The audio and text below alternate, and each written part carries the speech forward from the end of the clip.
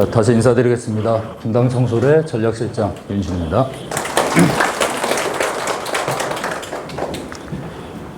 자, 일단은 그 학부모 입시교실 2강 이제 제가 맡았는데, 초급했을 때 이제 입시교실이랑 좀 다르게 그 중급에서는 좀 어떤 과정을 좀 다룰까 저희 이제 좀 연구를 많이 해봤는데, 그 팀장님 마이크 볼륨 조금만 올려주실래요?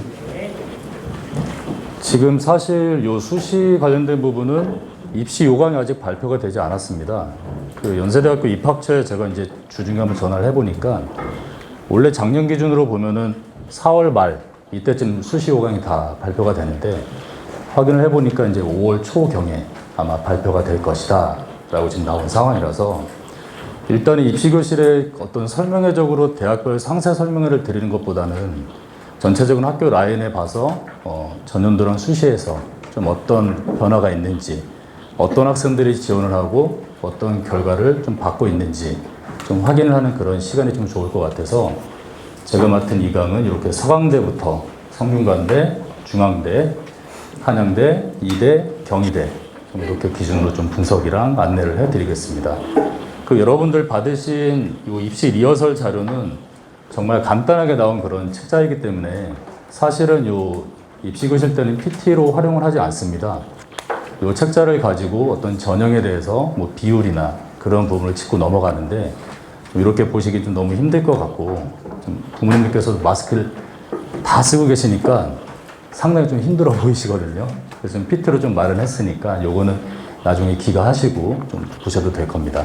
근데 오늘 말씀드리는 기준은 수시 요강이 아까 말씀드린 대로 발표가 되지 않았기 때문에, 작년에 2021학년도 전형계획안을 기준으로 말씀드리는 것을 먼저 안내를 해드리겠습니다. 불 하나만 더 꺼주실래요? 자, 일단 좀 재밌는 사진으로 좀 시작을 할게요. 제목은 입시의 방향성 이렇게 하고, 지금 펭귄 2마리가 있습니다. 근데 이 펭귄 2마리가 나누는 대화가 뒤에 다 보이시죠? 여기 어디야?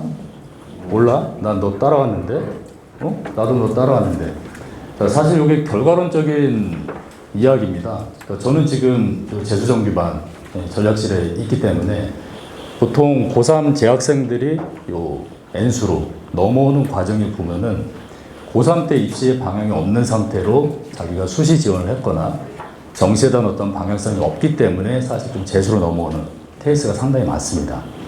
그래서 지금 여기 뭐 재학생 부모님들 계시겠지만, 일단 학생들이 어떤 입시에 대해서 좀 방향을 잡고 그 전략에 따라 따라가야 되는데, 보통 학생들이나 아니면 주변에 들리는 그런 얘기나 어떤 수치적인 자료 하나만을 믿고 그걸 지원하게 되면은 나중에 다 결과가 나오고 나서는 내가 이걸 왜 지원했지? 라는 식의 좀 실패를 맛보기 때문에 요걸 좀 제가 좀 하나 넣어봤습니다. 자, 그럼 방향성의 설정은 이제 어떻게 해야 되냐면, 오늘 말씀드릴 게 사실 여기입니다. 요 그림을 어떻게 이해를 하시면 되냐면, 학생의 현재 위치가 내가 이 정도다 라고 이제 판단이 되면, 현재 위치에서 갈 수 있는 대학은 정해져 있습니다. 사실은 4년제 대학은. 그 대학을 들어갈 수 있는 전형은, 학생부 교과 전형은 딱 내신이 정상평가 딱 되어 있기 때문에 수치상으로 어디까지 갈 수 있겠구나, 딱 어느 정도 제한선이 걸릴 거고, 현재 모의고사나 수능 점수로 인해서도 각 학교에 갈 수 있는 지원 라인은 잡혀 있습니다. 근데 학생들이 생각하는 어떤 목표치는 좀 더 위에 있죠. 모든 학생들이 위에 있어요. 요 아래에 있지는 않을 겁니다. 근데 요 윗단에 자기가 가고 싶은 대학의 목표치를 가기 위해선 수능 전형 정시가 있을 거고요. 그 다음에 논술 전형도 있을 거고, 학생부 종합 전형이 있을 겁니다. 근데 학생부 종합이랑 논술은 자기 지금 점수를 정확히 모르는 상태에서 지원을 하게 되고 목표를 잡게 되죠. 그래서 사실 예측 가능성이 상당히 낮아지고, 근거 없는 어떤 썰이나 아니면 주변에 뭐 아는 형이, 아는 언니가 이렇게 갔다, 나도 갈 것 같다 라는 식의 학생들이 좀 목표를 잡게 됩니다. 그래서 일단은 어떤 방향성을 잡는 데 있어서는 이 차이를 어떻게 줄일 것인가에 대한 연구도 좀 해야 되는 거죠. 그러니까 결론은 사실 일단 공부를 해야죠. 이 차이를 줄이려면. 이 상태에서 그냥 어떻게 갈지 생각만 하고 있으면 이 간격은 줄어들지는 않습니다. 자, 일단 올해 2021학년도 모집 인원이나 좀 학령 인구를 좀 말씀을 드릴 건데요. 사진 찍으실 분들은 찍으셔도 됩니다. 자, 2019학년도부터 보면은 현재 고3의 학생 수가 계속 감소는 하고 있습니다. 사실. 올해도 지금 보면 2021학년도가 작년에 비해서 작년에 51만이었는데 현재 45만 7천입니다. 한 5만 정도 또 감소가 되는데 이제 고3이 주는 거랑 무슨 상관이냐가 보는 게 아니고 자, 수시랑 정시의 모집 인원 비율을 보면은 사실 내년 2021학년도는 작년과 큰 차이가 나지 않습니다. 수치상으로 보면. 자, 밑에 있는 그림을 어떻게 보시면 되냐면 자, 2021 수시 전형별 인원 및 비율, 전국에 있는 대학, 그 다음에 서울권에 있는 대학을 좀 비교를 해드릴 거예요. 전국적으로 놓고 보면은 학생부 교과가 55.9%, 상당히 많이 뽑습니다. 전국에 있는 대학을 예를 들었을 때고요. 종합은 32.7%, 논술은 4.2%밖에 뽑지 않고요. 실기는 그냥 넘어가도록 하겠습니다. 근데 요거를 지역별로 뜯어서 보면 자, 서울권이 보면 학생부 교과가 현저하게 줄어들게 되죠. 20%밖에 학생들을 모집을 하지 않고 있고요. 도리어 학생부 종합전형은 56.5%, 상당히 많은 비율, 그 다음에 논술도 15% 정도 더 많이 뽑게 됩니다. 그러니까 언론이나 매스컴이나 학생들이 알고 있는 것 중에 보면은 교과가 제일 많이 뽑아. 물론 맞죠. 근데 보통 학생들이 목표로 하고 있는 대학들은 요 서울권, 인천, 경기, 수도권 상으로 놓고 보면은 그래도 종합전형이랑 논술전형도 학생들을 많이 뽑고 있다라고 보시면 됩니다. 참고로 제가 초급에서는 요 정시 관련된 얘기를 좀 많이 말씀을 드렸는데 오늘은 정시 얘기를 하진 않을 겁니다. 요 수시만 얘기를 할 거니까 참고하시면 돼요. 자, 2021학년도 전형별 모집 인원 변동은 사실 학령 인구랑 어떤 모집 인원 비율을 놓고 보면은 과연 올해 얼마나 뽑는지, 얼마나 늘어났는지, 얼마나 감소가 되는지 이것도 한번 체크를 해보셔야 되는데 저 빨간 박스 안에 보면은 2020, 2021 비교를 해놓은 겁니다. 서울권만 놓고 보면 학생부 교과 전형은 460명 정도가 증가를 했고요. 종합 전형도 438명이 증가가 했고 논술 전형은 600명 정도가 지금 감소를 했습니다. 인문 제한 다 합쳐서요. 실제로는 10,000명 정도 감소가 됐다고 하지만 실제로 여기 서울권만 놓고 보면은 한 600명 정도밖에 사실 줄지는 않은 겁니다. 밑에 제가 2019학년도, 20학년도는 자료가 지금 다 취합이 되지는 않았는데요. 전형별 충원율, 그 다음에 제가 퍼센테이지 마크를 해놓은 건데 자, 요 수치를 보면은 잘 들여다보면은 전형별로 지원 성향을 알 수 있을 겁니다. 제가 아까 처음 PT에서 보면은 요 삼각형 피라미드 모형을 보여드리고 갈 수 있는 대학을 가기 위해서는 종합전형, 논술전형 등이 있다라고 말씀드렸죠. 교과는 갈 수 있는 대학이 정해져 있고 교과 전형에서 보면은 서울이 147.5%라는 얘기는 만약에 애들이 10명을 뽑았다. 그럼 10명에 한 바퀴가 돌고 15명까지 또 도는 거예요. 추가 합격이, 충원이. 그러니까 학생들이 중복 지원을 많이 하게 돼서 붙게 되면 잘 안 가고 더 윗단을 애들이 가는, 빠져나가는 그런 충원율을 말씀을 드리는 거고 종합전형도 보면 거의 100%까지는 아니지만 87.8% 그래도 애들이 조금 도는 그런 전형이고 자, 논술 한번 보세요. 논술은 30%가 채 되지 않습니다. 서울에 보면은 서울 소재 상위권 대학에 보면은 논술 전형으로 이제 많이 선발하게 되는데 그 논술 전형에 지원하는 학생들은 무조건 거기에 가기 위해서 지원을 하기 때문에 절대 중복 합격하는 학생들도 많이 있지만 빠져나가질 않아요. 왜냐하면 나의 갈 수 있는 대학의 최고 정점, 꼭지점을 찍는 그런 전형이 논술 전형이 있다 보니까 이렇게 충원율이 발표가 되고 적성고사는 제가 잠깐 말씀을 드리면은 적성은 올해가 이제 마지막입니다. 적성고사는 홍익대 세종 캠퍼스는 적성이 폐지가 됐고요. 올해 작년이 마지막이었고 올해 같은 경우 보면 이제 가천대부터 시작해서 마지막 오늘 적성 시험이 수시는 진행이 됩니다. 이 적성은 부모님들 어떤 전형이라고 알고 계시죠 혹시? 적성고사. 네. 학생부 교과 전형입니다. 그러니까 학생들이 보면은 적성은 아주 다른 좀 쉽게 갈 수 있는 수능 체제도 없고 적성고사의 시험이 보면은 수능 난이도의 한 70% 정도밖에 되지 않기 때문에 빠른 시간 안에 빠른 문제만 대충 풀면 되겠다 해서 간다라고 생각을 하는데 실제로 가천대 적성이나 이 합격하는 학생들에 보면은 학생부가 60%가 들어가거든요. 내신이 상당히 좋고 이거 적성도 연습을 해서 들어가는 거기 때문에 실제로 적성은 학생부 교과 전형에 가깝다라는 걸 학생들에게서는 많이 얘기를 하고 있습니다. 자, 대학별 학과 논술 전형을 좀 말씀을 드렸는데 서울 것만 제가 학교를 뽑아봤어요. 인문, 자연 이렇게 토탈 인원인데 자, 실제로 논술이 많이 줄었다라고 하지만 제가 지금 저렇게 연두색으로 색칠을 해놓은 대학의 모집단을 보시면 경희대가 보면 714에서 684 그렇게 많이 줄지 않았습니다. 사실은 경희대는 많이 준 대학에 보면은 이제 여학생 자녀를 두신 부모님들 제가 여학생들한테 잘 얘기를 안 합니다. 성신여대 논술이 줄었다라고 얘기는 하진 않거든요. 근데 대폭적으로 보면 하이컷 100명 가까이 현재 감소를 해 있는 상태고 제일 많은 건 사실 연대죠. 607명을 뽑던 연대 논술 전형이 올해부터는 토탈 384명으로 상당히 많이 좀 감소를 했고요. 특히 여학생들만 지원하는 거죠. 이대 같은 부분도 543에서 479로 감소가 되어 있습니다.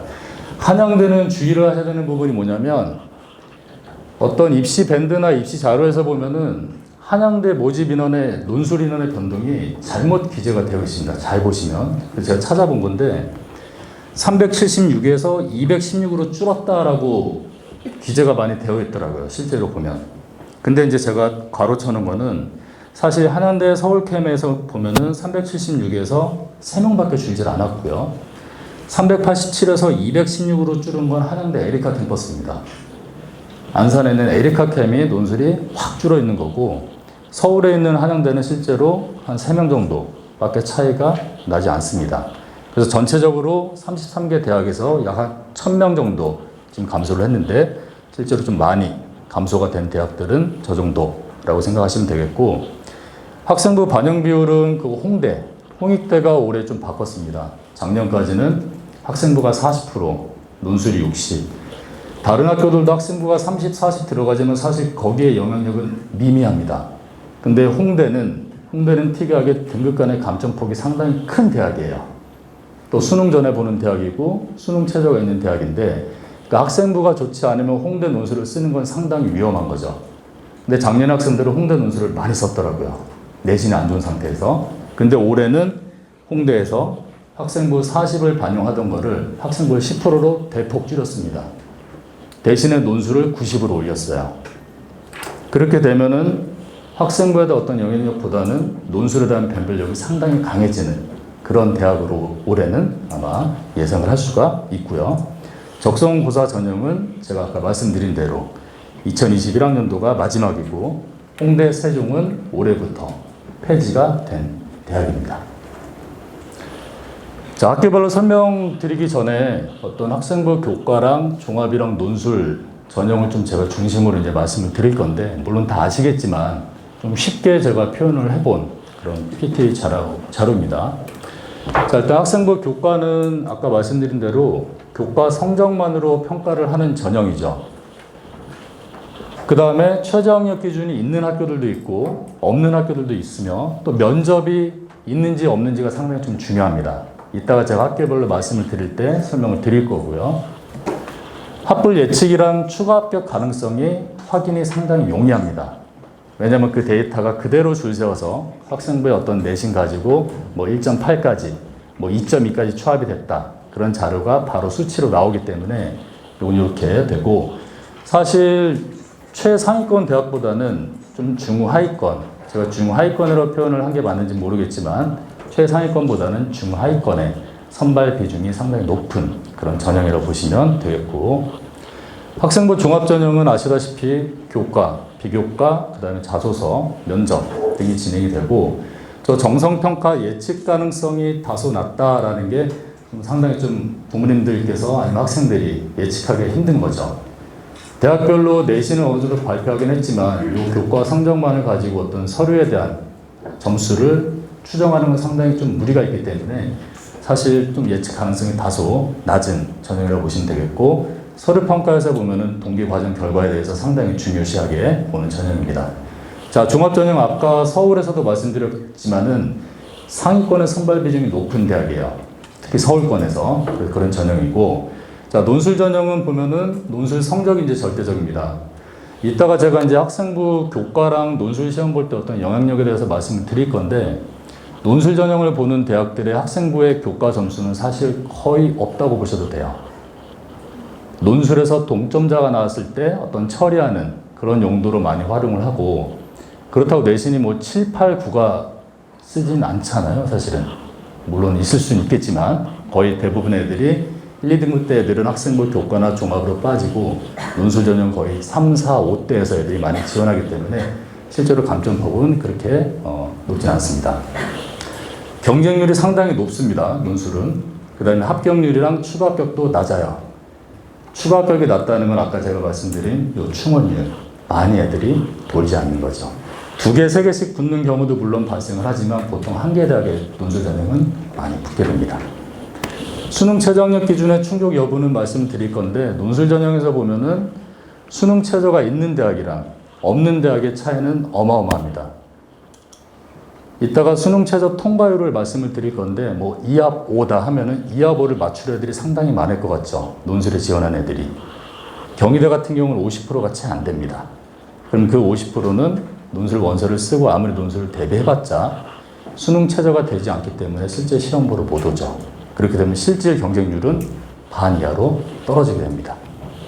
논술 전형도 여전히 상위권 대학의 비중이 높습니다. 그래서 아까 말씀드린 대로 교과, 종합, 논술로 놓고 보면 충원율이 교과는 상당히 좀 많이 돌고 종합 전형의 논술은 많이 돌지 않는다라고 편하게 생각하시면 됩니다.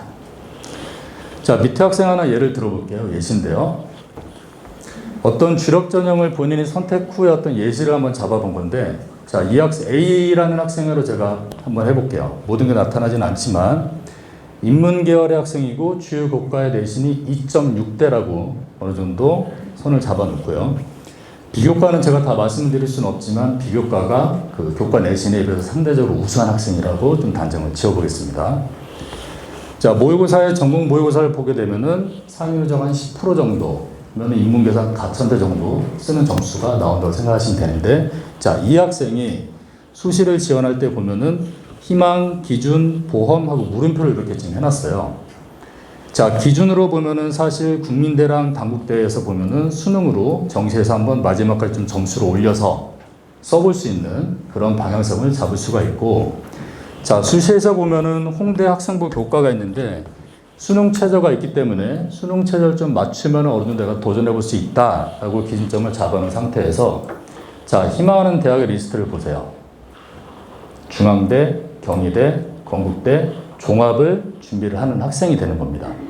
근데 보면 유리한 점은 이 학생이 아까 교과 내신에 비해서 비교과, 서류가 경쟁력이 있다라고 판단을 한 거고, 불리한 부분은 내신인 거죠. 그래서 좀 높은 단에 상위권 대학을 희망을 학생이 할 수가 있는 거고, 자, 보험이라고 제가 물음표를 달아놓은 건 뭐냐면, 사실 학생들은 수시에서 보험을 하나 쓰자라고 하면 인상이 구겨집니다. 실제 재수하는 학생들도 원서 쓸 때, 뭐 논술 전형 쓸 때, 예를 들어서 제가 어떤 학교를 뭐 비하하는 게 아니고, 뭐 서울과학기술대나 단국대, 뭐 세종대 하나 정도 써보자면은 학생들의 인상이 구겨져요. 그럼 거기 안 갈 건데라고 얘기를 하거든요. 근데 실제로 어떤 원서를 쓸 때는 세종대를 하나 학생부 저음을 써볼 수 있는 건 내신 경쟁력에서는 사실 유리하고요. 대신에 세종대는 수능 이후에 면접이 진행이 되기 때문에 자기가 수능을 잘 보고 세종대 정도 갈 정도가 아니라면은 면접을 안 봐도 돼요. 그러니까 이 학생은 메시먼 제일 밑에 단 라인을 어떤 보험의 성격으로도 이렇게 지원할 수가 있는 거죠. 근데 지금 지원 전략 설명회가 아니기 때문에 간단하게 어떤 학생들이 이 학생 논술을 준비하지 않았다는 걸 가정을 하고 학생부 교과랑 종합을 가지고 이렇게 지원을 하는 케이스도 있다라고 말씀을 드리겠습니다. 자, 이제 본격적으로 말씀을 드릴 건데, 서울권에 있는 대학의 지금 교과, 종합, 논술 있는 어떤 비율을 봐야 되는데, 솔직히 다른 학교들은 오늘 관심이 없고요. 저는 노랗게 칠해놓은 사진 찍으시네요. 다시 올려놓을게요. 자, 정시 인원만 잠깐 말씀을 드리면 실제로 건대 같은 경우는 정시가 무려 40% 가까이 벌써 뽑고 있었어요. 건국대는. 저 끝에 정시 비율 보시면. 그 다음에 경희대도 28%, 서강대도 상당히 많이 뽑는 편에 속하죠. 30%고, 성대가 33%, 이대 31, 중앙대 22, 한양대 31% 이렇게 뽑게 되는데, 자, 경희대에서 보면은 제가 이렇게 해놓은 거는 착각하시지 말라고 올려놓은 겁니다. 경희대는 교과가 없어요. 다 학생부 종합전형이랑 논술, 정시 큰 틀로 이렇게 나눈다고 생각하시면 되는데, 학생부 종합전형으로 뽑는 비율이 경희대에서 전체 모집 인원의 40.5%. 상당히 많이 뽑죠. 네오르네상스 전형, 그 다음에 고교, 연계 전형 등등등. 그 다음에 논술로 684명, 14.4% 정도 인원을 뽑고 있고요. 서강대가 보면은 학생부 종합으로, 여기도 교과가 없어요. 서강대는. 종합전형으로 보면은 전체 서강대 모집 인원의 거의 한 49%, 반 정도를 종합으로 학생들을 선발을 합니다. 논술은 14.9%, 경희대랑 거의 비슷하고요. 자, 성대도 마찬가지 상위권 대학이 지금 오늘 제가 말씀드릴 대학이 흔히 말하는 그래도 좀 상위권 대학이잖아요. 그 비율을 놓고 보시면 성대도 상당히 높고 논술도 15% 정도. 그 다음에 이대는 학생부 종합이 27.8%, 여기는 교과가 있죠. 이대는 12.2% 정도를 교과에서 뽑고 논술도 한 15% 정도 된다고 보시면 됩니다. 자, 중앙대도 학생부 교과 전형이 있고 그 다음에 종합 전형, 논술 전형이 있는데 중앙대 논술이 22.2%잖아요. 33개 대학이 논술 전형으로 학생들을 선발을 하는데 모집 인원이 가장 큰 대학이 중앙대입니다. 상당히 많이 뽑아요, 중앙대는. 단 안성 캠퍼스까지 다 포함입니다. 한양대 같은 부분도 교과로 10% 정도 인원을 모집을 하고 있고요. 종합 전형, 논술 전형, 정시 이런 비율로 학생들이 뽑아가고 있습니다. 자, 서강대부터는 좀 간단하게 말씀을 드릴게요. 간략하게 학교별로 제가 PT 화면 한 5개 정도, 6개 정도 만들었기 때문에 1시간 이내에 좀 종료가 될 겁니다. 자, 큰 틀은 서강대학교는 종합전형이랑 논술전형으로만 수시해서 학생들을 선발하게 되는데 전년도 대비 어떤 변화상을 보면은 바뀐 게 없습니다. 서강대는. 명칭 변경이라고 되어 있는데 작년까지 종합형으로 뽑았던 학생부 종합전형의 명칭이 바뀌었어요. 1차로 그냥. 그 다음에 학업형으로 뽑던 종합전형이 2차로 바꿨습니다. 근데 가운데 제가 수능이라고 이제 써놨는데 수능 이전에 종합형이 1차로 바뀐 거고 수능 이후가 2차로 그냥 바뀐 거예요. 자기소개서랑 서류 같은 부분이 이 차이는 같은 전형이라고 보시면 돼요. 사실은. 평가 방식은 동일합니다. 대신에 수능 전에 자기소개서가 9월 원서접수 기간에 제출을 하는 것이 1차고 수능 이후에 제출하는 것이 2차입니다. 자, 그러면은 보통 학생들이 저도 작년에 이 전형에 이제 지원을 시켰는데 보통 부모님들이나 학생들께서는 그럼 2차에 쓰는 자소서가 더 질이 좋지 않을까? 애들이 노력을 많이 하지 않을까? 나중에 쓰니까 라고 생각들을 많이 하시는데 큰 차이가 나지 않아요.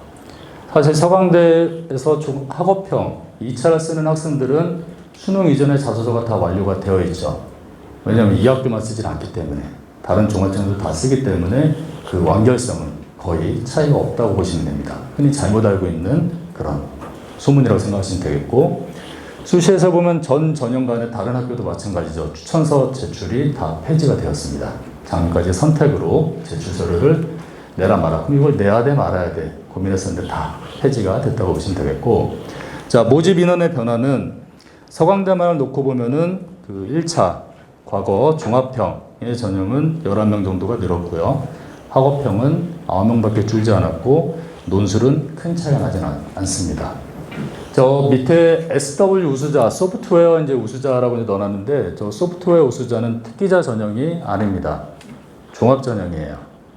학생들의 어떤 소프트웨어 인재나 어떤 수상이나 그런 부분을 보는 거기 때문에 소프트웨어 우수자는 대표적으로 뭐 서강대, 성대, 뭐 한양대 이렇게 학생들 많이 뽑게 되는데 특기자 전형이 아님을 제가 간단하게 말씀을 드리고 넘어가겠습니다. 자, 서강대 전형별 반영 요소 및 비율인데 다 그냥 서류 100이죠. 간단합니다. 서강대는. 수능 최저도 없어요.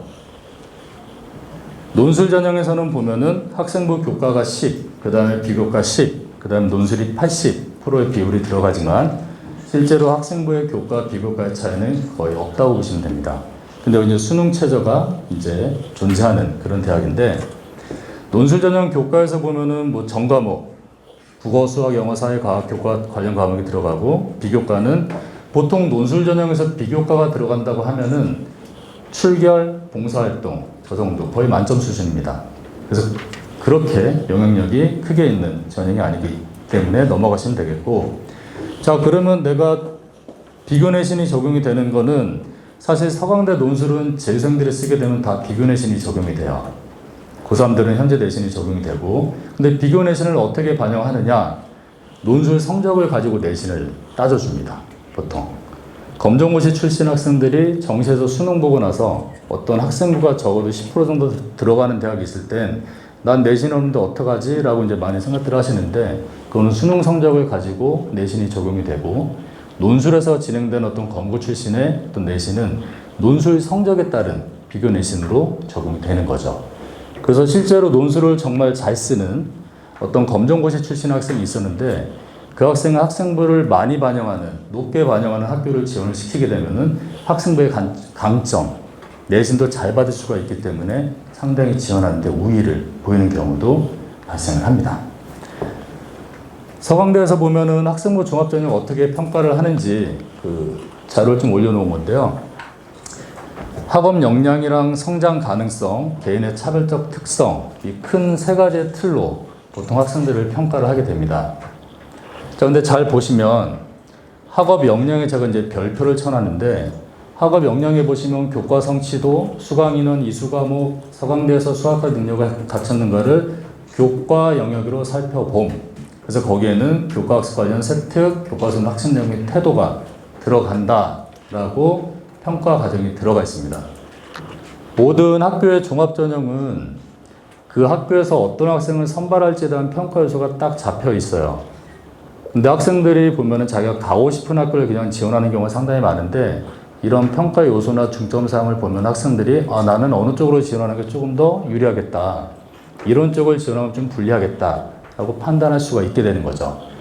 성장 가능성이 보면 학문적이랑 일반적 이렇게 나와 있는데, 사실 서강대에서 학생부 종합전형은 그 학업 역량이랑 학문적 성장 가능성에서 변별력이 가장 크게 생깁니다. 요 일반적 성장 가능성 차이가 적어요.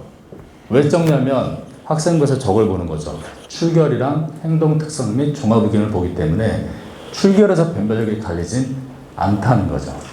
그래서 사실은 학업이랑 학문적에서 보면은 뭐 학문적 성장 가능성을 보는 수상부터 시작해서 세특, 창체, 교내 교과, 비교과 활동에 대한 참여도 및 노력, 이런 걸 보기 때문에 실제로 서강대에서 학생부 종합전형은 학업 역량을 좀 중심으로 본다라고 보시면 되겠고, 개인의 차별적 특성은 고른교의 전형을 혹시 쓰는 학생들이 있으면 그게 학생의 개별적인 특성을 고려해서 평가를 보기 때문에 보통의 학생들은 크게 해당은 되지는 않습니다. 자, 서강대에서 19학년도 때 이제 발표를 했던 자료입니다. 과연 종합평, 그때는 종합평이고 학업평이죠. 이제 1차, 2차로 바뀐 건데, 어떤 학생들이 합격을 하는지 지원 학교별로 조금 비율을 계산을 해본 거예요. 잘 보시면 조금 드러납니다. 종합평에서 보면은 1차, 학과 성향으로 전공에 대한 준비가 우수한 학생들이 지원해서 뭐 수능 이전에 대입을 결정한 학생들이 많이 지원한다. 자, 이 얘기가 뭐냐면, 이따가 말씀을 드릴 건데, 종합평은 학과로 학생들을 모집을 하고요. 학업평은 2차는 계열로 학생들을 모집을 하게 돼요. 잘 보시면. 근데 보면은 일반고가 1차에서 합격한 애들에 보면은 등록자가 48.1%가 일반고고, 특목고에 제가 지금 저렇게 빨갛게 체크를 해놨고요. 자율고까지 이렇게 보면은 상대적으로 종합평은 일반고 학생들을 많이 합격을 하고 지원을 하지만 특목고 학생들이 상대적으로 좀 많이 지원하고 합격을 한다는 걸 보실 수가 있습니다. 조금 더 유리하다는 거죠. 근데 이게 잘못 판단하시면 특목고는 종합평, 일반고는 학업평이 유리하겠네? 라고 보는 건 상당히 좀 위험한 거예요. 상대적으로 보면. 밑에 학업평의 2차를 보면 일반고, 특목고의 비율이 지금 1차처럼 비교해서 보세요. 반으로 훅 줄어들게 되죠. 상대적으로 일반고 학생들이 내신이 좋은 애들이 많이 지원을 하는 경향이 있습니다. 학생들이 내신이 좋다면 1차에도 지원하고 2차에도 지원할 수가 있어요. 그러니까 예를 들어서 나는 1차에서 국어 국문학에 지원을 하고 2차에서 보면은 인문계로 또 지원할 수가 있는 겁니다. 그럼 수시에서 2장을 서강대에 다 쓸 수가 있는 거죠. 이렇게 생각을 하시면 됩니다. 자, 다른 대학 전형 방법의 비교를 좀 계속 보여드릴 거예요. 비슷한 학교에 한번 예시를 제가 말씀을 드리려고 하는 거죠. 서강대에서 보면 지금 학생부 종합 1차, 2차 되어 있고 성대를 제가 지금 하나 넣어놨거든요. 성대도 보면은 잘 보시면 학생부 종합이 계열 모집이랑 학과 모집으로 또 구분을 하게 됩니다. 서강대랑 조금 비슷하죠. 근데 전형 방법이 보면 다 서류 100이에요. 일부 의예과, 그 다음에 사범계열, 그 다음에 컴퓨터교육, 스포츠과학을 제가 빼놨는데 그쪽 대학은 그 1단계가 3배수로 뽑고 그 다음에 면접이 20%또 들어가게 되죠. 요거를 제외하고는 서류가 똑같고 지원 자격도 졸업자, 졸업 예정자가 동일하고요. 복수 지원도 다 가능해요. 자, 그러니까 서강대에서 내가 1차, 2차 지원을 하고 성대에서도 계열 모집, 학과 모집 다 지원이 가능한 거죠. 그럼 어떤 학생은 이 학교를 4장의 카드를 지원을 할 수 있는 그런 경우도 발생을 하게 됩니다. 수능 최저도 심지어 없어요. 면접도 없고 동일하게 진행이 되기 때문에 상대적으로 전형이 거의 비슷해서 어떤 학생들이 지원할지 잘 생각을 해보시면은 면접이 없잖아요. 그렇죠? 상대적으로 면접이 약한 학생들이 많습니다. 면접이 약하고 조금 자기가 내신이나 이런 부분이 좋은 학생들은 중복 지원하는 학생들이 높습니다. 작년에 저희 반에서도 그 학생부 종합전형을 고3 때 지원했던 학생들이 꽤 있었는데 보통 재수할 때도 다시 한번 지원하자라고 얘기를 하면은 면접에 대한 어떤 울렁증이랑 거부감, 이 대비에 대한 부분이 좀 힘든 학생들이 있어요. 그런 학생들은 면접이 없는 전형을 쓰게 되는 경우도 있죠. 근데 면접이 없다면 본인이 어떤 만회할 수 있는 기회가 없기 때문에 서류가 더 좋아야 되는 거예요. 내신이나. 이렇게 생각을 하시면 어떤 애가 좀 유리하겠구나, 어떤 애 좀 불리하겠구나 라고 판단을 하실 수가 있을 겁니다. 자, 논술 전형은 논술 80, 교과 10, 비교과 10 이렇게 진행이 되고 자, 인문에서 보면은 인문은 문제가 이제 2문항 100분, 수리도 보면은 100분 이렇게 진행이 됩니다. 단 경제학부, 경영학부는 언어 40%, 통계 60%, 상경계열의 수리 논술이 추가가 되는데 그렇게 어렵진 않고 사실 통계 파트에 대한 어떤 수리 논술에 대한 비중이 상당히 높은 대학이라 서강대 논술을 쓰는 게 상당히 학생들이 버거워합니다. 어렵죠. 일반 전형의 경쟁률 분석인데 서강대는 논술 전형이라고 게시가 안 돼요. 일반 전형으로 되어 있어요. 어떤 학교는 논술 우수자, 논술 우수, 논술 되어 있는데 서강대는 일반 전형입니다. 20학년도가 이제 작년이죠. 서강대 논술 평균 경쟁률이 오늘 숫자 보이시죠? 95.33대 1이었습니다. 전체 평균이요. 그래서 논술로 뽑는 전국 대학 중에 2위를 차지했어요. 1위는 경희대 한의학과였습니다. 평균만 놓고 봤을 때 서강대 논술이 경쟁률이 상당히 높아요. 아까 제일 처음 말씀드린 대로 경쟁률이 높다고 제가 말씀드렸잖아요. 2018, 19, 20학년도까지 경쟁률의 비교인데 화공생명 보시면 그냥 100대 1을 훌쩍 넘어가고요. 조금 인기가 조금 낮은 물리학과를 한번 보시게 되면은 73대 1, 75대 1, 72대 1 보통 이 정도가 형성이 됩니다. 근데 수능 최저가 있죠. 서강대가 수능 최저가 있는데 화공생명공학의 수능 최저 충족 경쟁률을 보시면 요거는 최초 경쟁률이에요. 최초 122.69대 1이었는데 수능 최저를 맞춘 애들이 3,558명 중에 1,350명밖에 맞추지 못해서 실제 경쟁률은 46.72대 1밖에 안 됩니다. 실제 경쟁률이 수능 이후니까요. 기계공학도 보면은 기계공학이 100.95대 1이었어요. 근데 수능 최저를 맞춘 애들을 보니까 31.59대 1로 훅 떨어지게 됩니다. 그만큼 수능 최저의 충족률이 낮죠. 이게 낮게 되면은 서강대 같은 경우가 국수 영탐, 저 괄호 1의 의미를 알고 계시죠? 탐구 1은 상위 한 과목만 반영을 한다는 겁니다. 한 과목만. 세계합 6인데 최저 충족률이 상당히 낮게 되면은 학생들이 많이 떨어져 나가죠. 아무리 많이 지원해도 최저가 안 되면 논술을 보러 못 오는 거예요. 최저가 높은 학교일수록 더 그렇죠. 그러니까 실제 경쟁률은 확연하게 더 떨어지는 그런 특성을 가진 게 서강대입니다. 20학년도 결과는 제가 한번 다 모아봤는데요. 일부 모집 단위만 좀 말씀을 드리겠습니다. 밑에 화살표 1차, 2차 종합형 학업형은 19학년도의 어떤 기준이고요. 요 20학년도는 제가 이제 학생들의 불합격 사례는 다 빼고 합격까지 했던 학생들의 어떤 등록 사례를 다 이제 엑셀로 좀 긁어서 제일 마지막 단에 붙은 학생까지 한번 체크를 해본 거예요. 근데 보면 종합형이랑 학업형을 보면은 어떤 점수 차이가 교과 내신이 어느 정도 되고 논술 한번 보시면 화공생명은 5.23도 붙습니다. 그러니까 제가 말씀을 드린 게 논술 전형에서 학생부 교과는 크게 의미가 없게 되죠. 근데 논술 전형의 일반 전형의 스타트가 보면 1점대가 거의 없어요.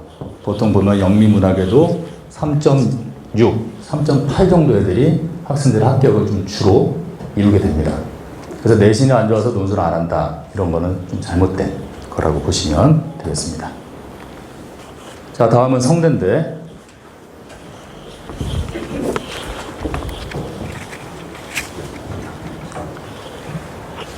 힘드시지 않으세요, 마스크?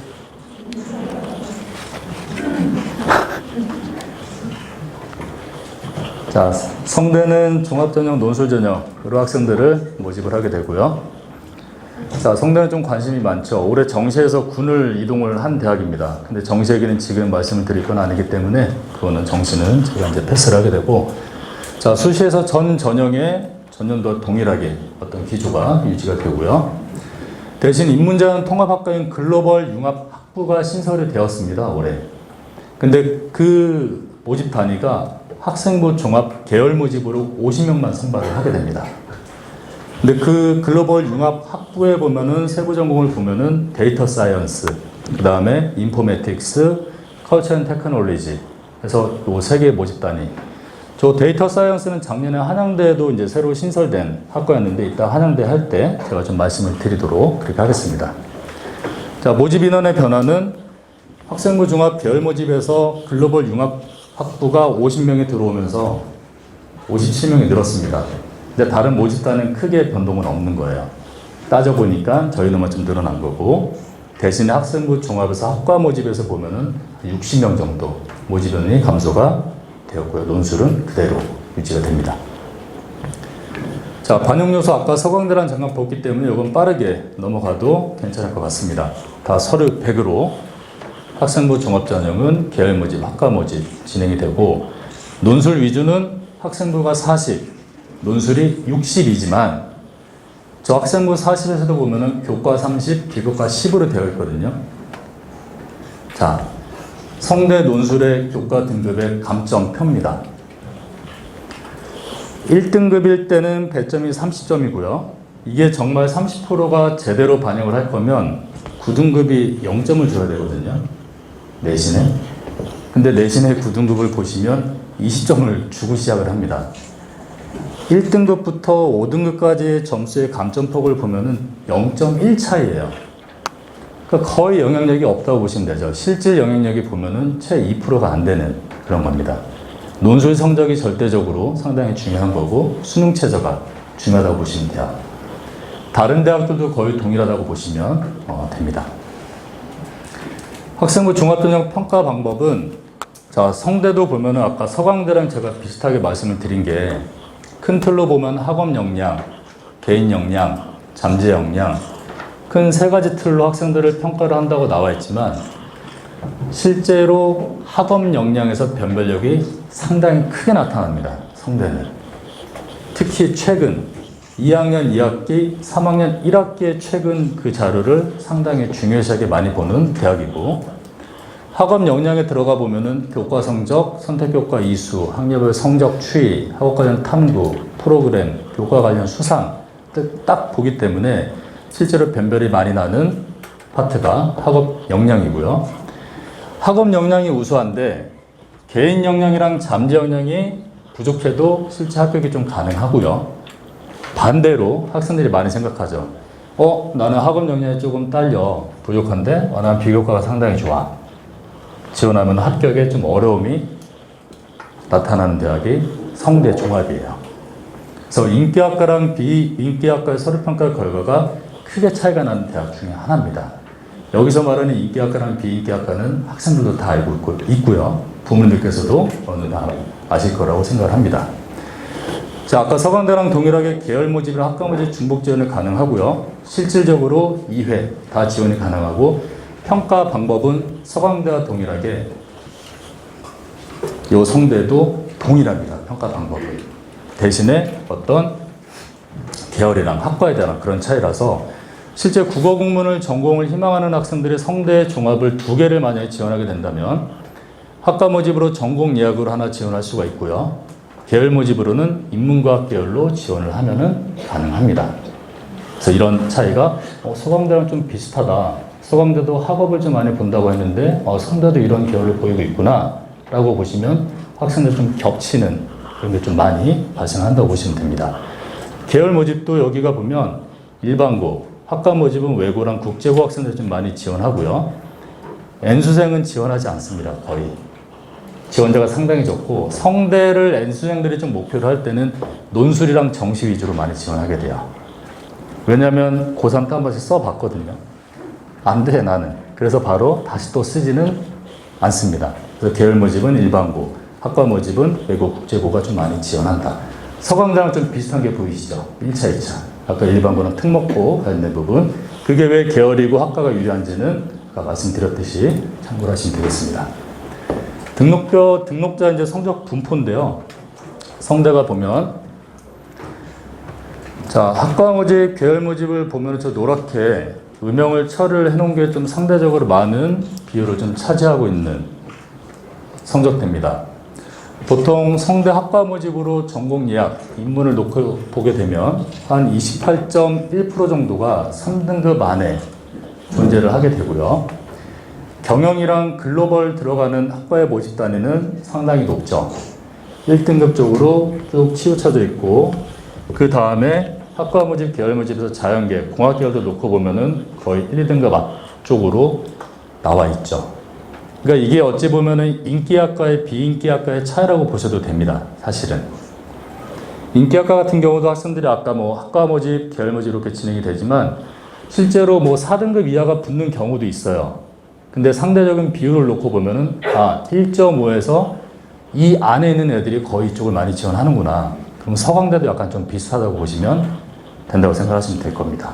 그래서 아까 말씀드린 대로 일반 고집은 일반고, 학과 모집은 이런 학생들이 지원하게 된다라고 보시면 됩니다. 자, 성대도 다른 대학 하나 좀 비교를 해드릴게요. 서강대는 아까 넘어갔기 때문에 중앙대랑 한양대를 저는 좀 예시를 같이 들어보겠습니다. 더 늘어나는 거죠. 중앙대 종합전형이 다빈치형, 탐구형, 인재전형이 있고요. 한양대 종합전형의 명칭은 일반전형입니다. 자, 이 세 대학의 전형 방법의 동일함은 다 서류 100이라는 거죠. 서류 100이고 지원 자격도 졸업이랑 예정자 동일하고요. 복수 지원도 가능하고요. 수능 최저가 다 없고 면접이 다 없습니다. 자, 이렇게 되면은 극단적으로 원서를 쓰는 학생들은 하나, 둘, 셋, 넷, 5장을 이렇게 몰아서 쓰는 학생들도 있어요. 실제로. 평가 방법이 동일하기 때문에. 그래서 사실 이 성대는 한양대 교과전형과 함께 서울대 지금 썼던 애들이 좀 보험적으로 학생들이 많이 지원을 하게 됩니다. 실제 어떤 결과나 이런 거를 분석을 해보면. 그래서 수능에서 아무리 고득점이 나와도 수능 최저도 없고 면접도 없기 때문에 붙으면 그냥 가야 되죠. 납치를 좀 고려하는 친구들은 전 그동안 몇 번 좀 보긴 했거든요. 근데 거의 납치라고 생각을 하진 않습니다. 학생들한테는. 그래서 가고 면접을 진행하지 않기 때문에 자신의 우수함을 입증하는 것이 불가능합니다. 그렇기 때문에 서로의 영향력이 강한 거예요. 면접을 보통 보면은 면접에 정말 특화된 애들이 많습니다. 매년 보면은. 남학생이나 여학생들 보면은. 그러니까 이런 학생들은 면접으로 역전의 가능성이 높은 전형성은 상당히 유리한데 그 외로 면접을 안 보는 이런 대학들을 보게 될 때는 자기가 표현할 게 없잖아요. 서울의 어떤 강점이 상당히 좀 크게 나타난다고 보시면 됩니다. 요 세 가지가 좀 동일하다 보시면 되고요. 성대 논술은 자, 인문에서는 똑같이 통계 40%가 들어가게 되고요. 자연계는 수학 2문제랑 과학 1문제, 과학 논술이 실시가 되는 대학입니다. 근데 관원에 물화생 중에 하나만 선택을 하는 거예요. 지학은 없습니다. 연대 논술이 올해 지학을 지정을 해서 학생들이 보게 되는데 대표적으로 관원을 보는 대학들은 지학을 보는 대학들은 그렇게 많이 없습니다. 물화생 중에 하나 선택을 하게 되고요. 합격자 평균이 인문계는 56.1이고 자연계는 44.1입니다. 100점 만점인가요, 어머니? 60점 만점이에요. 네. 그러니까 논술이 60%가 들어가는데 또 논술 60%가 그대로 다 들어간다고 보시면 되죠. 성대는. 근데 아까 교과 내시는 점수 감점폭 보셨죠? 그래서 논술 성적이 상당히 절대적으로 나타나게 되고 학과별로 논술 점수도 뽑아보면은 인기학과랑 비인기학과의 논술 성적의 차이가 납니다. 크게 나요. 그래서 학생들이 지원할 때는 수시에서 어느 정도 학과에 대한 서열이나 그런 부분이 조금 적응하게 되고요. 수능 최저가 충족이 관건인데 복잡합니다. 성대는. 대신에 충족률이 상당히 높아요. 그러니까 학생들이 맞추는 학생들이 낮죠. 왜냐하면 제가 자연계를 하나 예를 들어 볼게요. 국, 수가, 탐, 과 두 개 중에 두 개 영역 등급 합이 4 이내라고 하면은 수능 최저에서 보면 2라고 써있는 대학들이 있고 1이라고 써있는 대학이 있거든요. 2는 상당히 어려운 거예요. 두 과목의 평균인데 만약에 내가 두 과목을 하나는 1, 하나는 3을 받았다. 그럼 평균이 몇이죠? 2인가요? 그럼 다른 걸 할게요. 제가 그게 아닌데 1이랑 3 이게 제가 잘못 냈네요. 하여튼 두 과목을 했는데 만약에 2.5가 나온다 하면은 성대 같은 경우는 소수점 이하 절사합니다. 그냥 2등급으로 반영을 해줘요. 중앙대랑 달라요. 근데 대부분의 학교들은 국수, 영, 탐, 중 이렇게 나가게 되는데 성균관대는 영어를 따로 빼놨습니다. 영어가 2등급이에요. 무조건. 그러니까 국수, 탐에서 두 개 합 4를 맞춰도 영어가 하나 툭 튀어나와서 3으로 나오면 수능 체제를 충족하지 못하는 게 성대 논술입니다. 그렇기 때문에 학생들은 하나의 더 변수가 있는 거죠. 영어 성적에 대한. 그래서 이렇게 진행이 되고 대신에 인문이랑 요 글로벌에서는 사탐을 제2외 국어 한 과목으로 등급이 대체가 가능하죠. 올해까지는요. 왜냐하면 제2외 국어 한문이 내년부터 절대평가로 바뀌게 되죠. 올해까지는 상대평가입니다. 알아보 하는 말씀들. 자, 논술 우수 전형의 합격자 성적 분포 한번 보여드릴게요. 보시면 아까 종합평에서 보면은 계열이랑 학과랑 다르게 확연한 차이가 이제 여기서 나타나는 겁니다. 내신의 영향력이 미미하다는 걸. 노란색으로 칠하는데 경영학을 보면은 4등급 이하가 40.5% 정도 학생들이 차지를 하게 되고요. 글로벌도 보면은 31.3, 교육학, 한문교육, 영상의상도 영상의상은 무려 60%가 4등급 이하예요. 5도 있을 거고 6도 있을 겁니다. 더 아랫단에 있고요. 자연계는 조금 높죠. 3등급 냅니다. 그래봤자 34.7, 사실 요 4등급 이하까지 더 합치게 되면 50% 정도가 3등급 이하 또 논술이 합격을 한다. 대신에 논술을 잘 쓰고 수능 체제를 맞춰야 되겠죠. 인기학과랑 비인기학과, 예를 들어서 성대 자연과학 계열이 좀 비인기학과라고 말씀드리기 좀 그렇지만 공학 계열에 비해서는 논술 성적의 평균이 좀 낮고요. 건설한 경우는 38.6까지 떨어집니다. 확연하게 떨어지고 39.8이 컴퓨터 교육도 보면은 논술 성적이 상대적으로 좀 낮게 나타나는 모습단입니다. 자, 다음은 이제 한양대입니다. 자, 한양대는 전년도 대비 변화 작년에 신설을 했죠. 미래산업학부 그냥 하나 넣어봤습니다. 데이터 사이언스 학과라고 해서 학생부 종합으로 일반 전형으로 선발하게 되는데 20학년도에 신설이 됐습니다. 20명 모집을 하게 되고요. 작년에 첫 해였는데 경쟁률이 보면 23.5대 1이었습니다. 데이터 사이언스가. 한양대 종합전형 일반 전형의 평균이 15.26대 1을 강화한다면 처음 생긴 신설학과이면서 영어로 된 과의 인기가 상당히 높아요. 그래서 평균보다도 23.5대 상당히 좀 높은 경쟁률을 좀 차지를 했었고요. 한양대가 보면은 일반 학생부 종합, 그다음에 학생부 교과 전형, 논술 전형 이 세 가지 전형을 학생들 모집을 하는데 큰 차이는 나지 않죠. 한양대 같은 부분도 어떤 확 늘어 있거나 또 감소가 된 그런 모집 인원의 변화는 없습니다. 자, 한양대는 간단합니다. 학생부 교과랑 종합에 보면 교과는 그냥 교과 100이에요. 교과는 크게 설명을 드릴 게 없죠, 사실은. 근데 학생부 종합이 보면 한양대 지원해서 붙기가 상당히 힘들더라고요. 일반 전형은. 그러니까 저는 이제 재수생들 거의 이제 지원을 많이 시키는데 고3 때 써서 붙은 애들을 사실 많이 보진 못했고 붙었던 학생부를 제가 한번 검토를 해본 적은 있었거든요. 근데 거기서 조금 특징이 나오긴 하더라고요. 이따가 제가 말씀드리겠습니다. 한양대 논술이 80 이렇게 진행이 되고 학생부가 없는 학생은 지원이 안 됩니다. 아예 자체가. 혹시라도 대신에 고른 기회나 어떤 소프트웨어 우수인재 전형이나 이런 걸 쓰는 학생들이 보면 학생부가 없는 친구들이 있거든요. 그런 친구들은 자소서가 대체가 지원이 가능합니다. 혹시라도 그런 학생들이 있으면 학생부가 없기 때문에 입증을 하기 위해서는 그건 자소서가 필요한 전형이고 수능 최저랑 면접이랑 심지어 자소서도 없습니다. 한양대는. 그냥 하나 내면 끝이에요. 그러니까 정말 알 수가 없죠. 그래서 이런 전형이고 학생부 교과의 합격자 평균은 그 인문 자연 보면은 거의 1점대 초반이고요. 평균 경쟁률은 10대 1을 넘어가지는 않습니다. 한 7대 1 정도 형성이 되어 있고 인문 자연 동시 선발하는 건축이랑 실내 건축 디자인 의류 같은 부분은 합격 컷이 일반 학생부 교과보다는 조금 낮게 형성이 됩니다. 자, 한양대 평가 방법은 어떻게 하느냐 보면은 학업 역량이랑 인성 및 잠재성 이렇게 되어 있고 주요 평가 영역을 보셔야 돼요.